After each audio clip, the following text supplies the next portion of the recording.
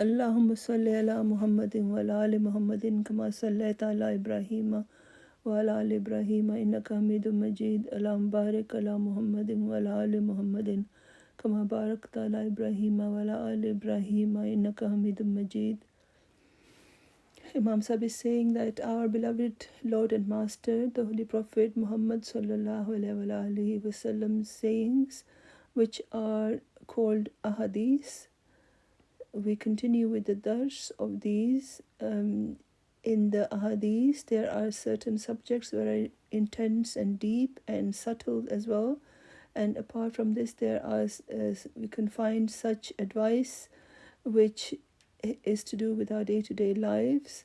One of the benefits of the Hadith, the Dars of Hadith, that it not only increases one's knowledge, it also teaches us the habits and morals that we have to keep in mind, the moral expectations from us and during our day-to-day lives. So Imam Sahib is saying that Imam Sahib is going to mention such traditions which, according to the environment or according to the gatherings, the rules related to gatherings or other religious aspects are going to be mentioned. The first tradition is to do with the rules of gatherings and the company of the righteous. In this, the Holy Prophet ﷺ said, إِنَّمَا مَثَلُ الْجَلِيسِ الصَّالِحِ وَالْجَلِيسِ السُّوءِ كَحَامِلِ الْمِسْكِ وَنَافِخِ الْكِيرِ. And Imam Sahib is then continuing, and فَحَامِلُ الْمِسْكِ إِذَا إِمَّا أَن يُهْدِيَكَ وَإِمَّا أَن تَبْتَعَ مِنْهُ وَإِمَّا أَن تَجِدَ مِنْهُ رِيحًا طَيِّبَةً وَنَافِخُ الْكِيرِ إِمَّا أَن يُحْرِقَ ثِيَابَكَ وَإِمَّا أَن تَجِدَ مِنْهُ رِيحًا مُنْتَنِزًا. This tradition has been taken from the book of traditions called Muslim, which is one of the well-known books of tradition, and it's at number 2 among the 6 authentic books of tradition. So in this tradition, Hazrat Musa Ashri Anhu says that the Holy Prophet ﷺ said that, O ye people, remember that a good companion and an evil companion, what is the example of such people? It's like those one of whom is carrying a something filled with fragrance, and the other who is kindles a fire, so who blows into a fire so that the fire stays on. And then he explained these 2 examples and said that the person who is carrying the fragrant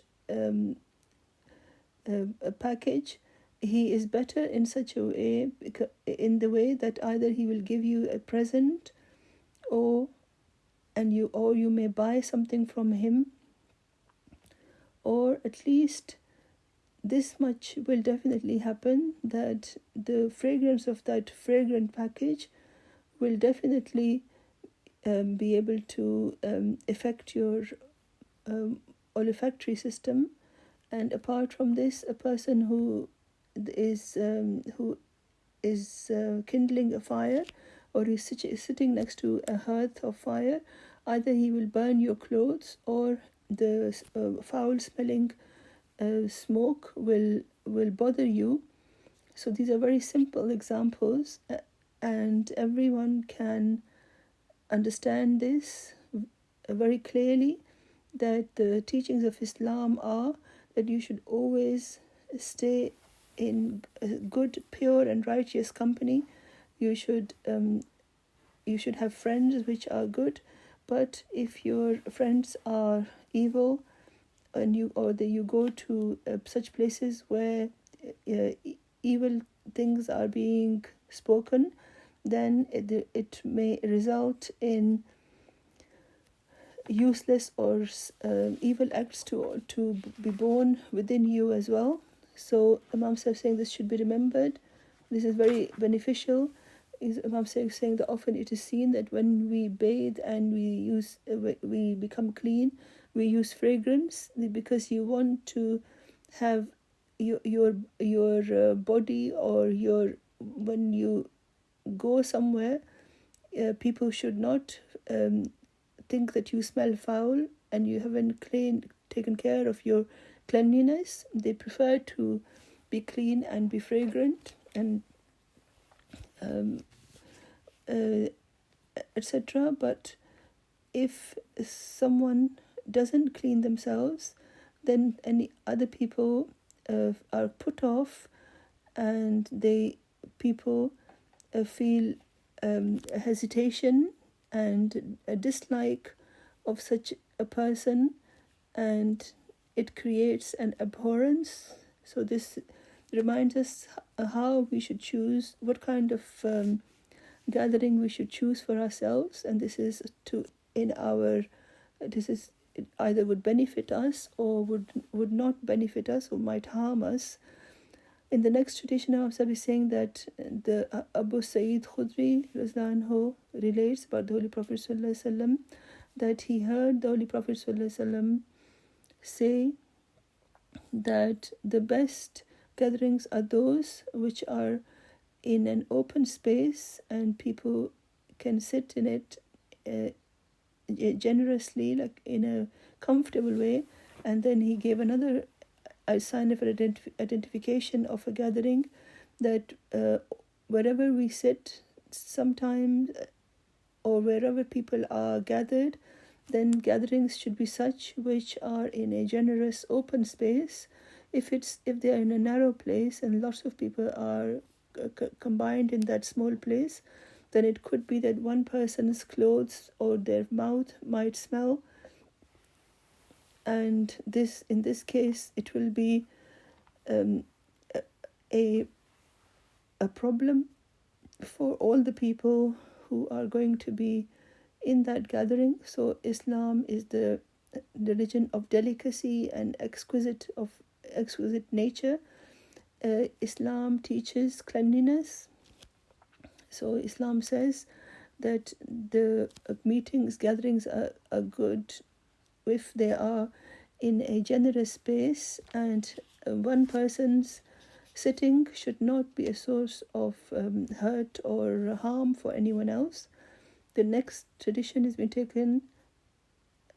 been expressed, related by Ibn Umar.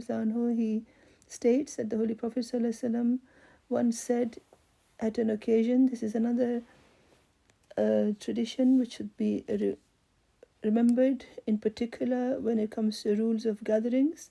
He said that none of you should ask someone to get up where he's sitting so that he can sit in their place. Imam Sahib is saying that if the space is tight and when somebody comes from the outside, sometimes they wish to ask other people to get up, it is better if people themselves contract themselves and make space for someone. But if someone wishes to sit with someone special, or he asks someone else to get up so that he can take his place, so this is something which is extremely disliked. The Holy Prophet ﷺ said, the translation of his saying is that you should have generosity of heart, and you should sit in an open space. The companions always used to follow the advice of the Holy Prophet ﷺ, and whatever they used to hear from his blessed mouth, they would hear it, and then they would always act in accordance with it. So at this occasion, Imam Sahib is saying that the example is of Hazrat Ibn Umar.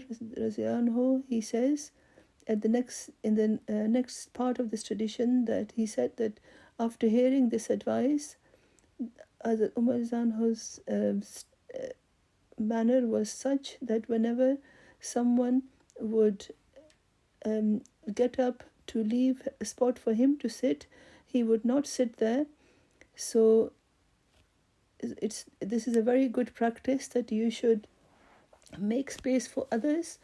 But if you feel that my sitting will cause discomfort for someone and he may not like it, that if a person who has come from outside has shoved himself in between some people. This does happen, Imam Sahib says.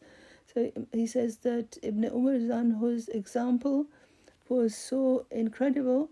He says that when a person would get up to make a space for him, he would not sit in the space vacated for him.